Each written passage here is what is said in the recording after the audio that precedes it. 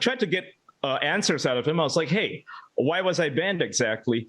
And he's like, so you're a journalist, and journalists, you don't believe in disclosing sources. Well, here at PayPal, we don't believe in disclosing our methods. It just like giving me a lecture on being a journalist. That is just rich, especially since they're a financial organization. I mean, I wouldn't get this kind of response from a bank. A bank would actually offer me a proper response. So PayPal is not a bank, right? It's literally a business where they apparently can do anything they want. So I questioned him some more, and I said, so what did I do exactly? He says, oh, like he was like so eager to be a fucking, sorry, I can't say that here, right? Yeah, be a jerk. Yeah, be a real tool bag to me. And so I said, is it about my politics? And he made this sound like he was like confirming it, like, like that, like that kind of sound.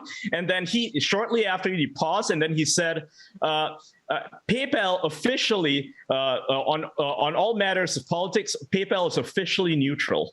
Of course. And I was like, oh, so thank you for confirming that I was, in fact, banned for my politics. Have a nice day. So I hung up. I should have had a call of that, but man, I was like almost shaking, right? If I wasn't, like a stable person, if I didn't know that, if I depended on PayPal, like this would actually bother me. But what bothered me the most is his attitude. Like, he didn't have to be like that. He could have been, said, PayPal can't explain to you why we're banning you, but, these are our terms and services. I hope you understand. He could have been really nice. All it takes is a few extra words, but he was smug. He was smug. He was like, huh, yes, no. And by the way, he corrected me twice. When I pointed out I was suspended, because, I use the word suspension and banning interchangeably, thanks to Twitter. He said, brief correction, you're not suspended, you're banned permanently. He said it like that. It's like, okay. Well, obviously, this hurt Rebel News when it happened. It's not everything, just like it's not for you. You have Substack, Still Gray on there, and of course you write for many websites. And so This isn't going to kill you, as you said, but what's your alternative to this? And obviously this has happened to many people with PayPal now, Patreon. There's so many places. I remember, I think it was Chase Bank, if I'm not mistaken, was denying accounts to people in the United States. Do you see this as a larger trend? I mean, it happened to us. You're very internationally known. Do you think this is going to shine more light on the problem? And what's the alternative? Well, I hope so, right? Since posting it, a bunch of people have reached out to me.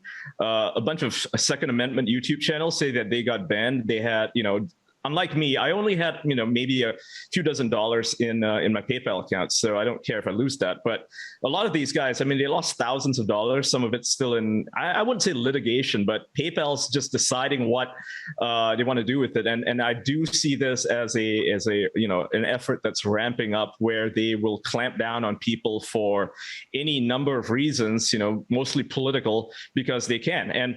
And one thing that was pointed out to me in the email, and this is not something that I think most people, they don't read the fine print.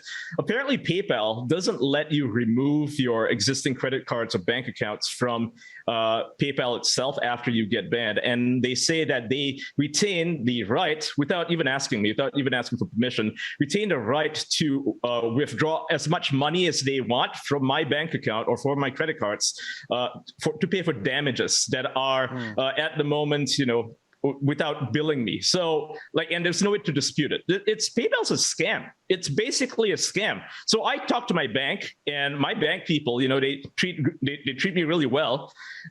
They told me, we will cancel your credit cards immediately and send you new ones, because this is, PayPal does this sort of thing. It really does lock people's bank accounts and their credit cards in with their PayPal accounts, and basically, runs roughshod on them. So yeah, that's a thing.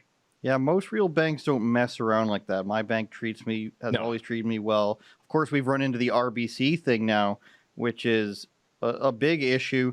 And I want to ask you, isn't it weird that people are willing to, shun and push away money in terms of politics? Or do they think that, I think that this guy maybe thinks he's being a helpful activist to his side, whatever side that may be. Do you think it's weird that people are willing to turn away money? YouTube obviously does that. Or do you think they're actually doing this because they think, we're silencing Ian Miles Cheong in some way, and this is furthering our cause? I think that there is a much larger policy at the company itself. I don't think this is the actions of any individual working at PayPal or any other organization. I think that this is a system-wide issue that we see in places, in any platform, really. I mean, it all has to come from the top down, right? This is not something that happens on the bottom up. It happens on the top down. So with Twitch, YouTube, different platforms, basically banning people for their opinions of political speech. We've seen this recently on Facebook and Twitter, the banning of Marjorie Taylor Greene. I mean, didn't happen because, some moderator didn't like her. This was, came from the top down. This is a policy-wide decision. And it's the same thing here on PayPal. We see this happening. And, you asked me earlier what I thought the solution was to this. Well, my answer to that would be, simple. It's decentralized finance, whether it's Bitcoin or Ethereum or Polygon or something in between. There's a ton of these different services that are popping up right now.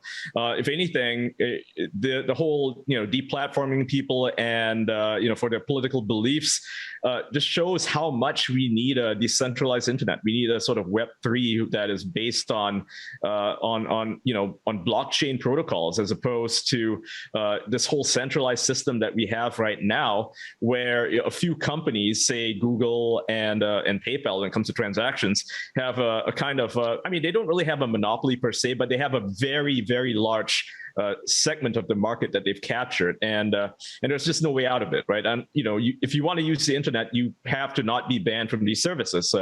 In particular, like social media. If you're a journalist or you're a writer without, say, a Facebook account, how do you promote your books? Well, it's impossible.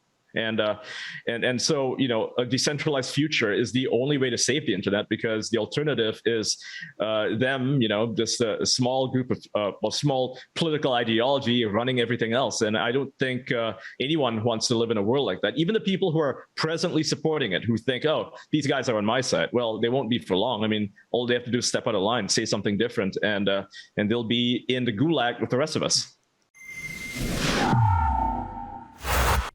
Hi, that was a clip from our Rebel Daily live stream. It's hosted Monday, Wednesday, and Friday by the big boss man, Ezra Levant, and Tuesdays and Thursdays by me, Sheila Gunn Reid, and my good friend, David Menzies.